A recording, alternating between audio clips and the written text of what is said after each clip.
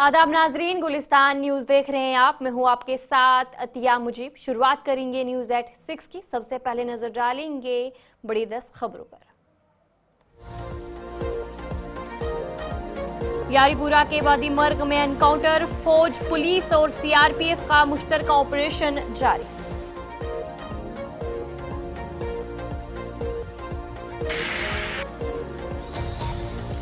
सिंतास मुहाइदा के उमर अब्दुल्ला के बयान पर महबूबा मुफ्ती की तनकीद, 2 पावर प्रोजेक्ट वापस करने का मुतालबा।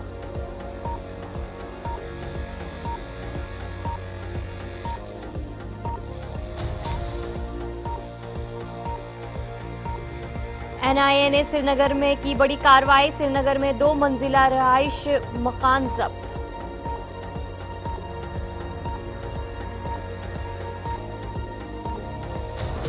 जम्मू कश्मीर में 3 दिनों के दौरान बर्फबारी का इम्कान, महकमा मौसमियात ने दी जानकारी।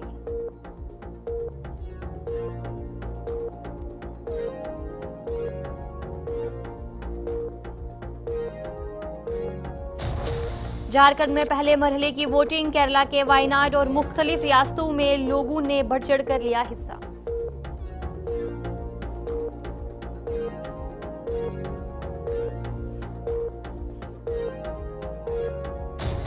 राहुल गांधी की वोटिंग की अपील, झारखंड और वायनाड में जीत के लिए अवाम से की हिमायत की दरख्वास्त।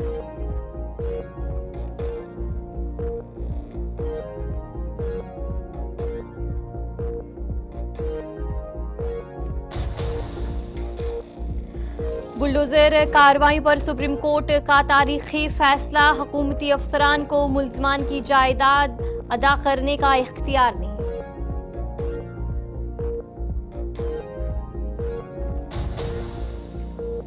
ग्रेटर नोएडा वेस्ट में जनवरी तक गंगा जल की सप्लाई शुरू, पाइपलाइन का काम आखिरी मरहले में।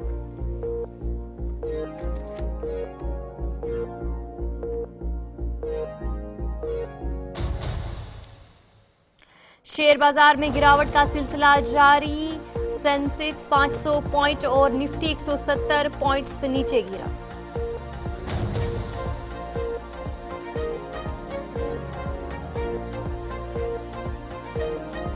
जहरीली हवा का सितम बरकरार, जहांगीरपुर में AQI 999, दिल्ली समेत कई रियासतों में छाया कोहरा।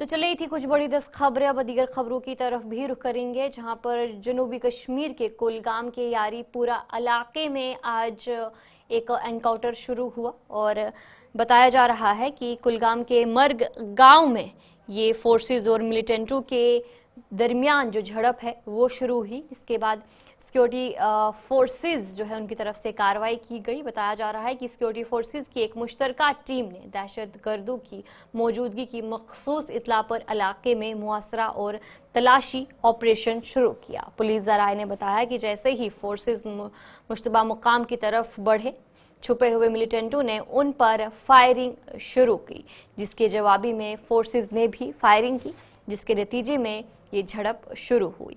और वहां पर इस वक्त बड़े पैमाने पर जो ऑपरेशन है वो जारी है। और इसी पर हम जानकारी भी लेंगे। हमारे साथ हमारे नुमाइंदे हमीद ज्वाइन कर चुके हैं। हमीद बताएगा अभी क्या कुछ जानकारी है, कि अभी भी एनकाउंटर जारी है या फिर गोलियों का जो सिलसिला है वो थम सा गया? अभी क्या कुछ जानकारी है आपके पास?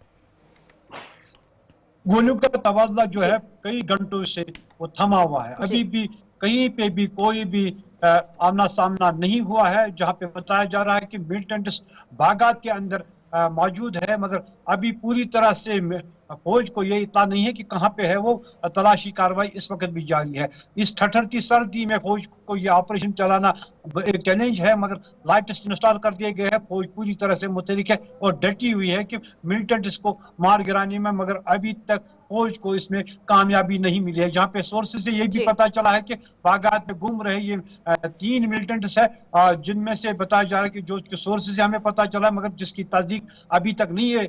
एक मिलिटेंट उसमें मारा गया है, मगर फौज की तरफ से या पुलिस की तरफ से इस पे अभी तस्दीक नहीं हुई है, मगर फौज पूरी तरह से यहाँ पे डटी हुई है। इस वक्त भी फौज की कई सारी गाड़ियां यहाँ पे आई हुई है, मस्जिद इलाके को घेरे में ले रखा है ताकि मिलिटेंट्स को कहीं से भी भागने का कोई मौका फराहम ना हो। और जो बस्ती वाले हैं वो अपने घरों में महसूर होकर रह गए हैं, मगर यहाँ पे यही है कि जो बच्चे बाहर थे, स्कूली बच्चे, उनको भी घर भेज दिया गया है, मगर जो इनकाउंटर साइट है वहां पे जो रह रहे लोग हैं उनको दूसरी जगह पे शिफ्ट कर दिया गया है। इस वक्त की अगर हम बात करें कि इस वक्त पूरी तरह से दोनों तरफ अच्छा, हमें बताएगा कि जिस जो तरीके बंदूक से है पहले वो भी खामोश। आपने अपडेट किया था कि रिहायशी इलाका है वहां पर और रिस्ट्रिक्शंस भी लगाई गई हैं, तो अभी क्या कुछ एडवाइजरी जारी की गई है लोगों के लिए और आसपास इलाके में क्या कुछ सूरत हाल है इस वक्त?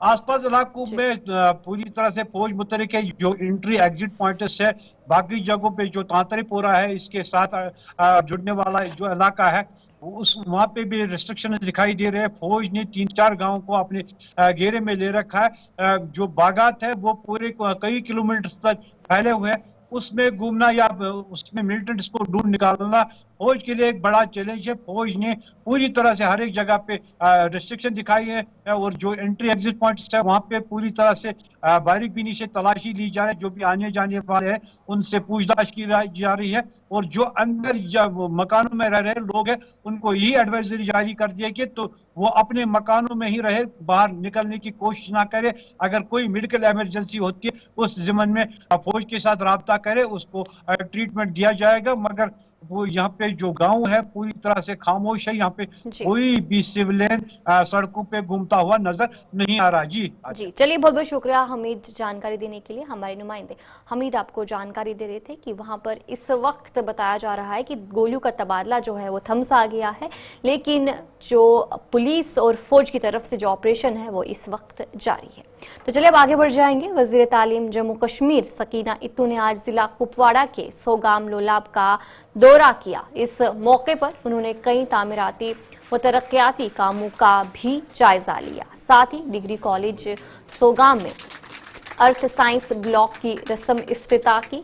उनके हमरा MLA Lolab Qaiser Jamshed Lone, deputy commissioner Kupwara Ayushi Sudan, chief education officer Kupwara Abdul Majeed के अलावा कई और आला अफसरान भी शामिल रहे।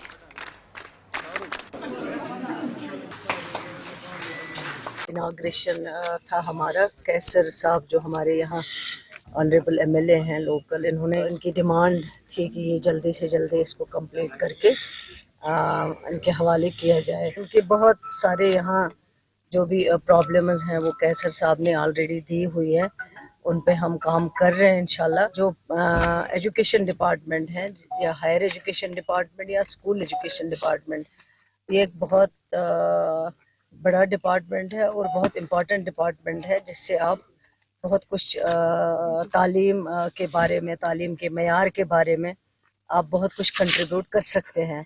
तो इंशाल्लाह आगे हमारी कोशिश रहेगी, जो भी होगा मुमकिन, जो भी करना होगा, जो भी स्टेप्स उठाने होंगे वो इंशाल्लाह हम जरूर। जो कंट्रैक्चुअल टीचर लगता है, लेक्चरर लगता है या प्रोफेसर लगता है, वो इस बुनियाद पे लगता है। उसका जो लगने का तरीका होता है, नॉर्म्स या क्राइटेरिया, वो तब इस चीज़ को एक्सेप्ट करता है कि मैं एज कंट्रैक्चुअल काम करूँगा और डिपार्टमेंट इसी बुनियाद को उसको अपॉइंट करता है एज कंट्रैक्चुअल टीचर, लेक्चरर जो है वो बच्चों को वहाँ पे तालीम दे सके। अब है ये बहुत सारे हमारे अपने लोग हैं, जम्मू कश्मीर के लोग हैं, और उनके लिए अगर डिपार्टमेंट में कोई बेहतर तरीका हो सकता है उसको ज़रूर हम देखेंगे इंशाल्लाह।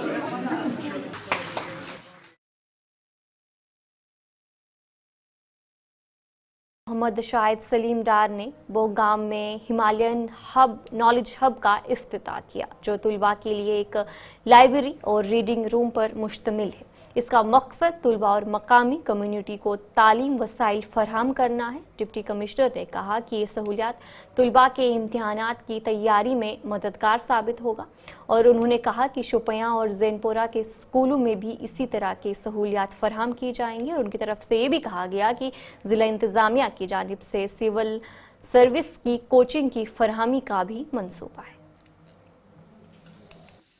जो ये लाइब्रेरी है ये बहुत ही हमारे लिए फ़ायदेमंद है, क्योंकि जो मिडिल क्लास फैमिली है आजकल के घर में बहुत ज़्यादा डिस्टर्बेंस होती है। तो जो ये लाइब्रेरी यहाँ पे इन्होंने डाली है, हम बहुत ही ब्लेस्ड फील करते हैं कि यहाँ पे लाइब्रेरी है। तो बहुत ही हमें फ़ायदा इससे मिल रहा है यहाँ पे। जी हमें बहुत ज़रूरत है इन चीज़ों की, क्योंकि हम घर पे तो इंसान उतना इफेक्टिव स्टडी नहीं कर पाता है, क्योंकि जो कॉम्पिटिटिव एग्जाम है उसमें बहुत ही हाई कट ऑफ तो बहुत हाई हो रहा है, जो हमारे लिए भी मतलब बहुत मुश्किल है ये करना। इसलिए जो लाइब्रेरी है वो बहुत ही ज़्यादा स्टूडेंट्स के लिए बहुत ही बेनिफिट देती है। मुझे लगता है कि जो भी डिस्ट्रिक्ट है, जितनी भी लाइब्रेरियाँ पढ़ेंगी वो सब मतलब स्टूडेंट्स के लिए बहुत कम पढ़ेंगी, क्योंकि पढ़ने वाले बच्चे आजकल ज़्यादा है। देखते हैं बाकी डिस्ट्रिक्ट्स में, चाहे वो हम श्रीनगर की बात करें या डिस्ट्रिक्ट अनंतनाग की बात करें, जम्मू में बड़ा इनिशिएटिव लिया गया है। जो हमारे सुमित पुरी सर है SSS पे जो पढ़ाते हैं वो, तो उन्होंने वहाँ पे बहुत सारी लाइब्रेरीज को ओपन किया है। लेकिन शोपियान ऐसा वाहिद डिस्ट्रिक्ट है कि जहाँ पे हम इन फैसिलिटीज़ में लैग करते थे। जब हमारे यहाँ पे पुराने DC साहब थे हसीब साहब, तो मैंने उनको भी ये रिक्वेस्ट की थी कि यहाँ पे ऐसे सेटअप्स होने चाहिए जहाँ पे ख़ास तौर से जब हम बात करते हैं सिविल सर्विसेज की, तो सिविल सर्विस में बहुत कम बच्चे जाते हैं शोपियान से। स्पेशली हाल ही में एक हमारी यहाँ से एक लड़की KS सिलेक्ट हुई है, बिल्कुल सही। तो हमने उसको भी कांग्रेचुलेट किया, क्योंकि एक जो है पाथ बनती है बाकी स्टूडेंट्स के लिए कि वो सिविल सर्विस में आ जाएं या बाकी दीगर जितने भी एग्ज़ाम्स होते हैं। जैसा कि मैं खुद एक लाइब्रेरी में रहा हूँ, पब्लिक लाइब्रेरी बागे मेहताब में, फ्री लाइब्रेरी थी, हालांकि वो बहुत सारे बच्चे वहाँ पे थे और मेरे सामने बहुत सारे बच्चे ऐसे थे जो नीट में क्वालिफाई हुए और JEE एडवांस्ड में भी क्वालिफाई हुए, और हमारा एक दोस्त भी जो KS में विद गुड रैंक क्वालिफाई कर गया वहाँ पे। तो इस तरह का इनिशिएटिव यहाँ शोपियान में बहुत कम हम देखते हैं। अब इन्होंने ये जो हिमालयन नॉलेज हब नाम से एक लाइब्रेरी यहाँ पे लॉन्च की है, हम इसको बड़ा अप्रिशिएट करते हैं कि इन्होंने ये लाइब्रेरी यहाँ पे ओपन की है। इससे क्या होगा, इससे जो मैं देखता हूँ सबसे बड़ा बेनिफिट, जो एक बच्चे को घर में प्रेस इंफॉर्मेशन ब्यूरो श्रीनगर ने बारामुल्ला में वार्तालाप के नाम से एक मीडिया वर्कशॉप का इनेकाद किया, जिसका मकसद मीडिया के नुमाइंदों के साथ ताल्लुकात को मजबूत बनाना था। प्रोग्राम का आगाज डिप्टी कमिश्नर बारामुल्ला ने किया। इस मौके पर हुकूमती प्रोग्रामों जैसे आयुष्मान भारत और जल जीवन मिशन की कामयाबी पर बात की गई और मीडिया के किरदार को सराहा गया। प्रेस इंफॉर्मेशन ब्यूरो के जॉइंट डायरेक्टर काजी सलमान ने मीडिया को दुरुस्त मालूमात फराहम करने की अहमियत पर जोर दिया। मीडिया नुमाइंदों ने बारामुल्ला में प्रेस क्लब के क़याम की तजवीज़ भी दी। जैसा आपको पता है कि press information bureau Jammu Kashmir ने बेसिकली डिस्ट्रिक्ट बारामुल्ला में हमारे यहाँ जो उनका फेमस वार्तालाप प्रोग्राम है, जिसमें हमारे local journalist plus district administration plus PIB jointly बैठते हैं, फॉर्मली डिस्कस करते हैं इशूज़। तो उसका प्रोग्राम था। I am very thankful to Qazi Salman साहब जो जॉइंट डायरेक्टर PIB के हैं, उनके पूरी टीम की जो आज यहाँ आए और जो हमारे साथ दिन भर बैठ के पेशेंटली जो issues of the media and as well as जो भी गवर्नमेंट की स्कीम्स हैं उनके बारे में डिस्कस करेंगे, सो दैट ये टू वे कम्युनिकेशन हो कि गवर्नमेंट की स्कीम्स मीडिया के थ्रू पब्लिक तक जाए और जो मीडिया के इश्यूज़ है वो और मीडिया के और पब्लिक के इश्यूज़ है वो गवर्नमेंट तक आए। डिस्ट्रिक्ट्स में वार्तालाप जो ये गवर्नमेंट ऑफ इंडिया की स्कीम इसी के लिए बनी है कि जो प्रेस इंफॉर्मेशन ब्यूरो के ऑफिसर्स जाएं, वो रूरल मीडिया जो है, बाकी जो कैपिटल सिटी से बाहर का मीडिया है, उनके साथ बात करें, क्योंकि वो एक बहुत इम्पॉर्टेंट कनेक्ट हैं गवर्नमेंट और सिटीजन्स के बीच में, क्योंकि वो बताते हैं सिटीजन्स को कि एक इन्फॉर्मेशन देते हैं डेवलपमेंट्स की, पॉलिसीज़ की, प्रोग्राम्स की, और हम चाहते हैं कि उनके साथ हमारा कनेक्ट अच्छा रहे, कम्युनिटी बनती रहे। और ये जो एक ट्राइफेक्टा ऑफ जर्नलिस्ट का, PIB का, गवर्नमेंट ऑफ इंडिया के जो प्रेस इंफॉर्मेशन ब्यूरो है एंड लोकल एडमिनिस्ट्रेशन का, वो आपस में एक कम्युनिटी बन के रहे और जो इन्फॉर्मेशन है वो सीमलेसली ट्रांसफ़र हो लोगों तक। कंगन में पावर डेवलपमेंट कॉरपोरेशन के क्लास 4 मुलाजमीन ने 3 माह से तनख्वाहों की अदम अदायगी पर एहतजाज किया। मुलाजमीन का इल्ज़ाम है कि एग्जीक्यूटिव इंजीनियर परवेज़ नाइकू ने बगैर वजह उनकी तनख्वाहें रोकी हैं और परवेज नाइकू ने इस मौके पर कहा कि पावर डेवलपमेंट कॉरपोरेशन की ज़मीन पर तजावुज़ात और दरख्तों की नीलामी की वजह से ये कदम उठाया गया है। उन्होंने तनख्वाहों की अदायगी के लिए मुलाजमीन से तहरीरी अहद तलब किया है कि वो दोबारा ऐसी गलतियां ना करें।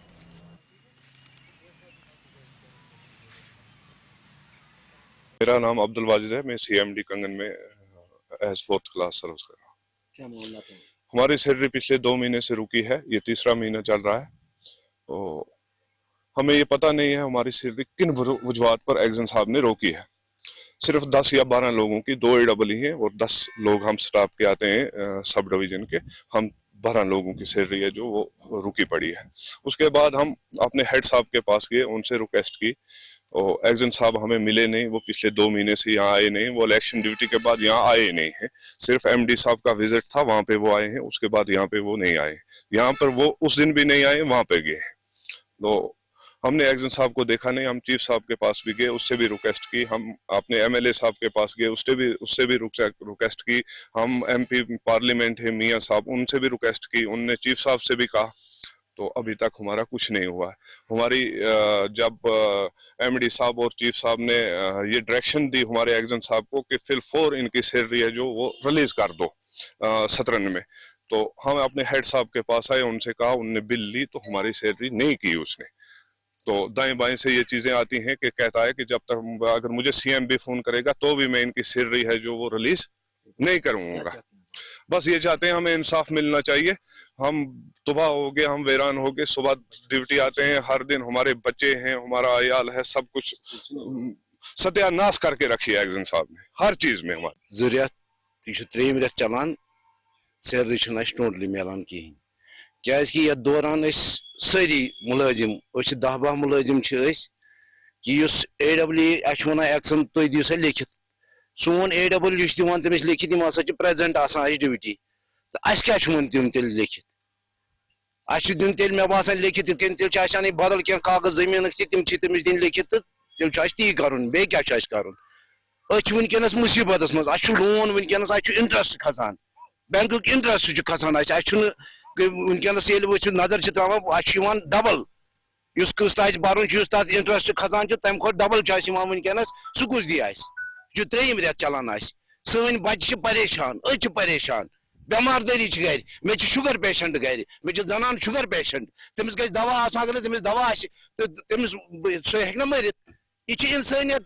हालांकि गई हर कस नश गई हेड सबस नश आए हेड सबन वो गोड तुम दिव 5-6 दह 5-6 दह बाद आई बेस कहें आय बे हेड सबस नश दोपस साहब कत समखा साहबस साहब टोटली आज 8 तारीख अक्टूबर 8 तारीख गो ऐलान तथ पे वनस तान साहब कह ओतर आमुत कि विजिट MDS तो चीफ इंजीनियरस योर तम दह बूझ मे तम दह साहब योर आमुत तथ पे साहब योर आमुत गुजारिश करान। तो मैंने उन्हें कहा था कि जो बिडर आएगा उसे आप फिजिकली हैंड ओवर कर देना ये पेड, क्योंकि उसने 2 लाख रुपए भरे हैं, उसको कोई परेशानी नहीं होनी चाहिए। तो जो मेरे जो फील्ड के मुलाजिम थे जिनको हम 2.5 दिन के भी तनख्वाह देते हैं, मतलब 2.5 दिन का एक्स्ट्रा तनख्वाह देते हैं दिन और रात काम करने के लिए, मतलब एसेट्स की रखवाली करने के लिए, तो उन्होंने लिटरली लगभग 150 जैसे 600 उसमें ऑक्शन किए थे हमने जिसमें फ्रूट्स थे हमारे 600 पेड, उन्होंने लिटरली 150 पेड AWO के साथ जाके साइट पे डाके उनको दिए। बाकी की जो पेड़ के उनके लिए उन्होंने कोई जिम्मेवारी नहीं ली और उन पेड़ों को लोगों ने आके जो एंक्रोचर थे उन्होंने आके उन लोगों को उसकी हार्वेस्टिंग की। तो फिर मैंने उन्हें, क्योंकि मैं ड्यूटी पे था, मैंने उन्हें फ़ोन पे किया कि भाई आप जाओ, आप पुलिस में कंप्लेंट लिखाओ, वो लिखाओ, ये लिखाओ। तो इन्होंने दे टू कैट कैजुअल, उन्होंने कैजुअल लिया, जिसकी बदौलत जो कि एक था ये बिडर था हमारा, वो एक नौजवान ही था, बेचारे ने बैंक से लोन लिया था, क्या लिया था 2 लाख रुपए हमारे को जमा किए थे।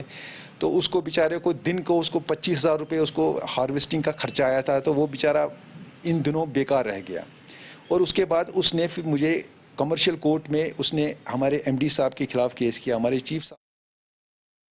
आपका खैर मकदम है। ज़िला पुंछ की तहसील मंडी के इलाका अजीमाबाद सरवाई से मोहल्ला ख्वाजा तक करीब 2 किलोमीटर सड़क पर तारकोल बिछाने का काम निबार्ड स्कीम के तहत महकमा PWD के ज़ेर एहतमाम शुरू कर दिया गया है, जिसका इफ्तिताह एमएलए हवेली एजाज अहमद जान ने किया। मकामी अफराद ने इस मौके पर खुशी का इजहार करते हुए कहा कि ये सड़क तवील अरसे से खराब थी और इसकी बेहतरी आवाम की देरिना ख्वाहिश थी।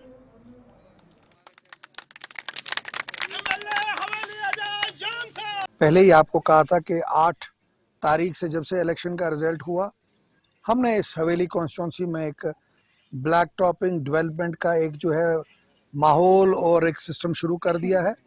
फिर से कहूँगा कि मैं कोशिश कर रहा हूँ कि इस साल 35 के करीब रोडें जो हैं हम नई प्रोजेक्ट करेंगे और मुझे पूरी उम्मीद है कि जो सरकार जिसकी क़यादत जनाब उमर अब्दुल्ला साहब कर रहे हैं, उमर अब्दुल्ला साहब की क्लियर हदायत है कि हवेली कॉन्स्टिट्यूंसी के हर मोड़े, हर गांव और हर जगह को जो है वो कनेक्ट किया जाएगा, लोगों की मुश्किलात सुनी जाएंगी। यहाँ पे लैंड कंपनसेशन का 1-2 मेरी बुज़ुर्ग माएँ बहनें उन्होंने मेरे से बात की है। यहाँ पे इनको मैंने अश्योर किया है कि लैंड के कागज़ जो है ये प्रोवाइड करें। कंसर्न PWD डिपार्टमेंट को मैंने इनको भी कह दिया कि ये भी जो इनकी डॉक्यूमेंटेशन कंप्लीट करें, रेवेन्यू डिपार्टमेंट से कंप्लीट करें और हार्टिकल्चर डिपार्टमेंट जिसका हर जगह डिले आ रहा है, मैं आज इस जगह से इस डिपार्टमेंट को वार्न करता हूं कि इमीडिएटली लोगों के जो ट्रीज़ का कंपनसेशन है उसकी फाइलें वो तैयार करें। ये ना हो कि बाद में उनको पछताना पड़े, क्योंकि ये मैं नहीं चाहता किसी की शिकायत कहीं करना, लेकिन एक गरीब आदमी की सड़क का काम लगने से पहले उन दरख्तों की, उन जगहों की जो फाइलें हैं वो कंप्लीट होनी चाहिए, वो फाइलें डिपॉजिट होनी चाहिए, लोगों को मुआवजा मिलना चाहिए। मैंने फिर से जो पहले भी बात की और मैं जय साहब से गुजारिश करूंगा कि ये कांटेक्ट करें जो हार्टिकल्चर के जो ऑफिसर हैं और कल ही वो यहाँ इस स्पॉट पे यहाँ पे आएंगे और वो वेरिफिकेशन करेंगे कहाँ पे जो है ज़रूरत है हमें उसकी, पेड़ जहाँ काटा है या जहाँ पेड़ कटा है उनकी फाइलें जो कंप्लीट हैं उसको फाइनल स्टेज करके आगे पहुँचाएँ। जो हंदवारा में जल जीवन मिशन के तहत काम करने वाले ठेकेदारों ने बकाया अदायगियों पर ना मिलने पर तशवीश का इजहार किया है। उनका कहना है कि माली मुश्किलात और कर्जों का उन्हें सामना है और उन्होंने फौरी अदायगी की दरख्वास्त की है ताकि उन्हें मजीद मुश्किलात का सामना ना करना पड़े। असल बात अगर देखा जाए कि जितना भी हम लोगों ने यहाँ पे काम किया, जितना भी आप लोगों ने सुना है, वर्क डन लाइबिलिटी खड़ा है डिवीजन में और उसके पैसे लैंग्वेजिंग को छोड़ के फिर यूटी कैपेक्स में आ गए, यूटी कैपेक्स हेड में आ गए। मगर बदकिस्मती से पैसे बिल्कुल अवेलेबल है और क्लेमर्स एग्जीक्यूटिव इंजीनियर के टेबल पे है इस वक्त। सिर्फ उनको जो प्रीवियस एग्जीक्यूटिव इंजीनियर्स थे उन्होंने उन पे टेस्ट चेक दे के सारा कुछ करके रखा है, पूरा हर कुछ ठीक है, क्योंकि ट्रेजरी में डालने के लिए सिर्फ इसके सिग्नेचर्स चाहिए। इसके बावजूद भी जब ये एग्जीक्यूटिव इंजीनियर आया, ये बोल रहा है मुझे इसकी वेरिफिकेशन करानी है। वेरिफिकेशन इसलिए एससी मैकेनिकल जो होता है डिपार्टमेंटल, उसने इसका पर्टिकुलरली 15-16 तकरीबन 16 महीनों के अंदर अंदर उसने इसका रिपोर्ट दिया है और उसके बावजूद भी एग्जीक्यूटिव इंजीनियर टस से मस नहीं हो रहा है। इस बात की आपको एक में एग्जाम फंड एक होता है, एक हेड होता है, इसको बोलते हैं मेंटेनेंस एंड रिपेयरमेंट, M&R इसको हम शॉर्ट में बोलते हैं। वो जो फंड है वो पहले PH डिवीजन हंदवारा को आता था 20 से पहले, 21 से पहले आता था तकरीबन 2 करोड़ रुपया साल का, कि कहीं पे लीक है, कहीं पे पानी की गाड़ी की मत जरूरत है, कोई अशद जरूरत नहीं है, किसी जगह इलेक्शन की प्रॉब्लम नहीं है तो वहाँ पे लगाने पैसे। तो बदकिस्मती से इनके काम न करने की वजह से वो जो हेड आता है हर साल रिवाइज होके अब इन्होंने इसको सिर्फ 40 लाख पे रखा है। यानी इस वक्त आप चौक में पिछले 2 महीने से देख रहे हैं मैन चौक हंदवारा में कितना बड़ा लीकेज है और इस लीक की वजह क्या है, क्योंकि ये टस से मस नहीं हो रहे हैं, ये R&B वालों को पैसे नहीं दे रहे, मगर पेमेंट हमारी नहीं हो रही है, एग्जाम नहीं पेमेंट करें। आपने खुद भी देख लिया, हम 1 हफ्ते से यहाँ तरस रहे हैं एग्जाम आएगा हम उसको बोलेंगे। ये आजकल परसों हमको कर रहा है, अभी भी आप देख रहे हैं 2 मिनट के लिए भी ऊपर नहीं बोलता है कि हम पेमेंट नहीं करेंगे। ये धोखा है, यहाँ पर बिल्कुल धोखा है लोगों को, इनके जरिए से पानी मिले, इसके जरिए से पानी मिलेगा। अच्छा, दूसरी बात यह है, कल हमने ऑनरेबल MLA के सामने इसको बताया कि आप धोखा से दफ्तर क्यों नहीं आते हैं। ये बोलते हैं मैं आपकी पेमेंट नहीं करूंगा, चाहे आप मैं चीफ मिनिस्टर, मुझे चीफ मिनिस्टर CM भी बोलेगा मैं तब भी पेमेंट आपको। अगर CM से ऊपर बढ़कर कर ये है फिर इस कुर्सी पर क्यों बैठे हैं ये लोग? क्या खुदा रहा हमारी ये पेमेंट रिलीज कर रहे हैं, हम देखे हम जुल्म में पिस रहे हैं यहाँ पर। हम कितना कमा रहे हैं? 1 लाख। चीफ इंजीनियर कश्मीर को गुजारिश करते हैं कि हमें हमारे पेमेंट दीजिए, जो लैंग्वेज में जो जेजेएम है हमें। तो चले इस खबरनामे में इतना ही। अभी के लिए मुझे दीजिए इजाजत और आप बने रहे गुलिस्तान न्यूज़ के साथ।